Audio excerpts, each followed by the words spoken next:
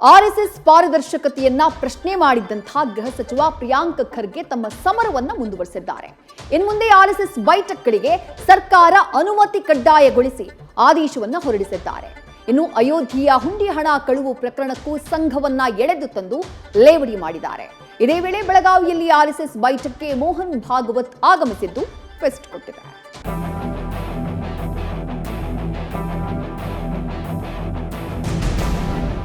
ನಮಗೆ ಅದೇ ಟೈಮ್ ಬೇಕು, ಅದೇ ರೂಟ್ ಬೇಕು, ಆವಾಗಲೇ ಮಾಡಬೇಕು ಅಂತ ಕೋರ್ಟಿಗೆ ಹೋದ್ರು. ಕೋರ್ಟ್ ಏನು ಮಾಡ್ತು?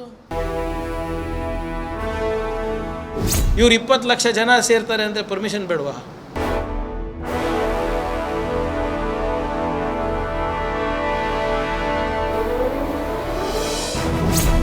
ರಾಜ್ಯದ ಗೃಹ ಮಂತ್ರಿ ಪ್ರಿಯಾಂಕ್ ಖರ್ಗೆ ರಾಷ್ಟ್ರೀಯ ಸ್ವಯಂ ಸೇವಕ ಸಂಘದ ವಿರುದ್ಧ ಕಾನೂನಾತ್ಮಕ ಹಾಗೂ ಪಾರದರ್ಶಕತೆಯ ಸಮರ ತೀವ್ರಗೊಳಿಸಿದ್ದಾರೆ. ಆರ್ಎಸ್ಎಸ್ ನೋಂದಣಿ, ಆದಾಯ ಮೂಲಗಳು, ಆಸ್ತಿ ವಿವರ ಹಾಗೂ ವೆಚ್ಚಗಳ ಬಗ್ಗೆ ಲೆಕ್ಕ ನೀಡುವಂತೆ ಪಟ್ಟು ಹಿಡಿದಿದ್ದು ಜಟಾಪಟಿ ಜೋರಾಗಿದೆ.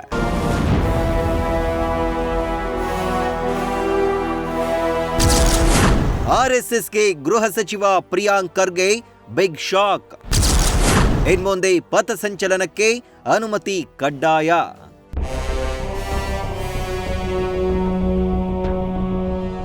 ಎಸ್, ಆರ್ಎಸ್ಎಸ್ ಜಾತಕ ಕೇಳಿದ್ದ ಪ್ರಿಯಾಂಕ್ ಖರ್ಗೆ ಮತ್ತಷ್ಟು ಪಟ್ಟು ಮುಂದುವರೆಸಿದ್ದಾರೆ. ರಾಜ್ಯದಲ್ಲಿ ಇನ್ಮುಂದೆ ಆರ್ಎಸ್ಎಸ್ ಪಥಸಂಚಲನಕ್ಕೆ ಅನುಮತಿ ಕಡ್ಡಾಯಗೊಳಿಸಿ ಆದೇಶ ನೀಡಿದ್ದಾರೆ. ನಾನು ಇರೋವರೆಗೂ ರಾಜ್ಯದಲ್ಲಿ ಪಥಸಂಚಲನಕ್ಕೆ ಅನುಮತಿ ಕಡ್ಡಾಯವಾಗಿ ತೆಗೆದುಕೊಳ್ಳಲೇಬೇಕು. ಮೋಹನ್ ಭಾಗವತ್ಗೂ ಪತ್ರ ಬರೆದಿದ್ದೇನೆ. ಇನ್ನು ಆರ್ಎಸ್ಎಸ್ನವರು ನನ್ನ ಮದುವೆ, ಮಕ್ಕಳು, ಬಣ್ಣ ಅಂತ ವೈಯಕ್ತಿಕ ವಿಚಾರಗಳನ್ನು ಕೆದಕ್ತಿದ್ದಾರೆ. ನಾನು ಇದಕ್ಕೆಲ್ಲ ಹೆದರುವ ಮಗ ಅಲ್ಲ ಅಂತ ಗುಡುಗಿದ್ದಾರೆ. ಯಾರನ ನಮಗೆ ಪರ್ಮಿಷನ್ ಕೇಳಬೇಕಂದ್ರೆ ಒಂದು ಮಾನದಂಡ ನಾವು ಕೋರ್ಟಿಗೆ ಸಬ್ಮಿಟ್ ಮಾಡಿದ್ದೀವಿ. ಆ ಕೋರ್ಟ್ ಪ್ರಕಾರ ಅವ್ರು ಕೊಡಲಿ. ಪರ್ಮಿಷನ್ ಕೊಡೋದು ಬಿಡೋದು ನಮ್ಗೆ ಬಿಟ್ಟಿದ್ದು.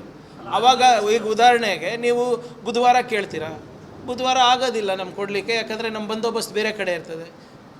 ಶುಕ್ರವಾರ ಮಾಡಿ ಅಂತ ಹೇಳ್ತೀನಿ. ಈಗ ಚಿತ್ತಾಪುರ್ನಲ್ಲಿ ಘರ್ಷಣೆ ಆಗಿದ್ದು ಅದಕ್ಕೆ ಅಲ್ವಾ? ನಮಗೆ ಅದೇ ಟೈಮ್ ಬೇಕು, ಅದೇ ರೂಟ್ ಬೇಕು, ಆವಾಗಲೇ ಮಾಡಬೇಕು ಅಂತ ಕೋರ್ಟಿಗೆ ಹೋದ್ರು. ಕೋರ್ಟ್ ಏನು ಮಾಡ್ತು? ತಾನಿರೋ ತನಕ ಬೇಕು.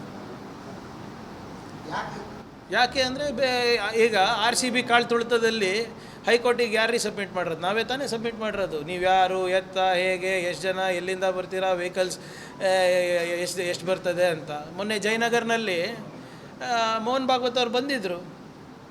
ಹೋದ ಬಾರಿ ಮಾಹಿತಿ ನೀಡಿದ್ರು, ಈ ಸರಿ ಪರ್ಮಿಷನ್ ಕೇಳಿದ್ದಾರೆ.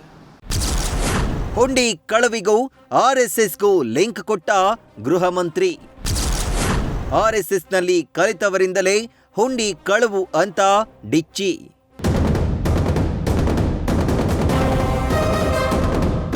ಇನ್ನು ಅಯೋಧ್ಯೆ ರಾಮ ಮಂದಿರದಲ್ಲಿನ ಹುಂಡಿ ಹಣ ಕಳವಿನ ವಿಚಾರಕ್ಕೂ ಆರ್ಎಸ್ಎಸ್ ಎಳೆದು ತಂದಿದ್ದಾರೆ. ಚಂಪತ್ ರಾಯ್, ಗೋಪಾಲ್ ಜಿ, ಮಿಶ್ರಾರ ಕುಂಡಲಿ ತೆಗಿರಿ ಅಂತ ಪ್ರಶ್ನಿಸಿದ್ದಾರೆ. ಇವರೆಲ್ಲ ಸಂಘದಲ್ಲೇ ತರಬೇತಿ ಪಡೆದವರು ಅಂತ ಜಾಡಿಸಿದ್ದಾರೆ. 40% ತಗೊಂಡ್ರೆ ಇನ್ನೇನಾಗ್ತದೆ? ಈಗ ನೋಡಿ, ಭಾಳ ಶಂಕರಾಚಾರ್ಯರು ಒಂದು ಹೇಳಿದ್ರು, ಪ್ರಾಣ ಪ್ರತಿಷ್ಠಾಪನೆ ಮಾಡಬಾರ್ದು, ಇನ್ನೂ ಕಂಪ್ಲೀಟ್ ಆಗಿಲ್ಲ ದೇವಸ್ಥಾನವನ್ನು. ನೆನಪಿದೆಯಾ ತಮಗೆ? ಯಾವ ಪುರುಷಾರ್ಥಕ್ಕೆ ಮೋದಿಯವರು ಹೋಗಿ ಅಲ್ಲಿ ಪ್ರಾಣ ಪ್ರತಿಷ್ಠಾಪನೆ ಮಾಡ್ತಾರೆ, ಅವ್ರಿಗೆ ಏನು ಯೋಗ್ಯತೆ ಇದೆ ಅಂತ ಕೇಳಿದೆವು. ನೆನಪಿದೆಯಾ? ಅದೆಲ್ಲ ಈಗ ಆಚೆ ಬರ್ತಾ ಇದೆ ನೋಡಿ. ಆ ಜಗನ್ನಾಥ್ ಭವನಿಗೂ ಹೋಗಿರ್ತದೆ, ಕೇಶವ ಕೃಪಾಗೂ ಹೋಗಿರೋ ಸಾಧ್ಯತೆ ಇದೆ. ಈಗ ಇವರೆಲ್ಲರೂ ಕೂಡ ಯಾವ ಮೂಲ ಮಟ್ಟದಿಂದ ಬಂದಿರೋದು? ಈ 3 ಜನ ಆರೋಪಿ. ಇವತ್ತು ಟ್ರಸ್ಟ್ ಮೀಟಿಂಗ್ ಇದೆ ಅಂತ ಇದ್ದೀರಲ್ಲ, ಯಾರ ಬಗ್ಗೆ ಚರ್ಚೆ? ಚಂಪಕ್ ರಾಯ್, ಮಿಶ್ರಾ ಮತ್ತು ಗೋಪಾಲ್. ಇವರೆಲ್ಲರದು ಟ್ರೈನಿಂಗ್ ಎಲ್ಲಾಗಿರೋದು RSSನಲ್ಲಲ್ವಾ? ಮತ್ತು ಅಷ್ಟನ್ನ ಅವರಿಗೆ ಪಿತೃಭಕ್ತಿ ಇರ್ತದಲ್ಲ. ಈಗ ಉತ್ತರ ಕೊಡಲ್ಲ ಎಂದ ಕೇಂದ್ರ ಸಚಿವ ಜೋಶಿ.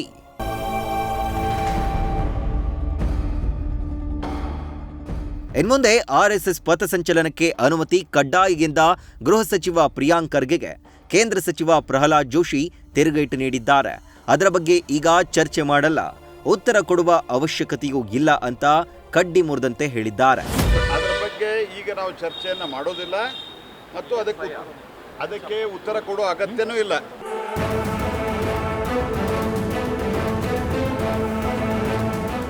ಒಟ್ಟಾರೆ ಪಥಸಂಚಲನಕ್ಕೆ ಅನುಮತಿ ಪಡೆಯಲೇಬೇಕು ಅಂತ ಹೋಮ್ ಮಿನಿಸ್ಟರ್ ಖರ್ಗೆ ಹೇಳ್ತಾ ಇದ್ದು, ಬಿಜೆಪಿ ಹಾಗೂ ಸಂಘ ಪರಿವಾರ ಈ ಆದೇಶಕ್ಕೆ ಸೊಪ್ಪು ಹಾಕುತ್ತಾ ಅಂತ ಕಾದು ನೋಡಬೇಕಿದೆ.